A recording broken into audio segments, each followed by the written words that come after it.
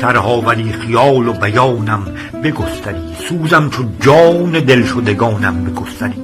باز آمدی به فتنه چشم آوری، سرم در سر شرر به روز و شبانم بگستری. وقت حضور مشعله سر جنون دهی، غوغا به عقل فلسفه دانم بگستری. زنجیر زن به گردن من زلف چون شبم، تا هر سحر حضور امانم بگستری. من از ملاحتی که عیان کرده طلعتت، دارم نظر کرامت از آنم بگستری. تا درد جان ملازم سودای لب شود، از بوسه درد جان به میانم بگستری. ارشاد جان چو می کندم دیده ات به غم، خواهم به اذن دیده فغانم بگستری.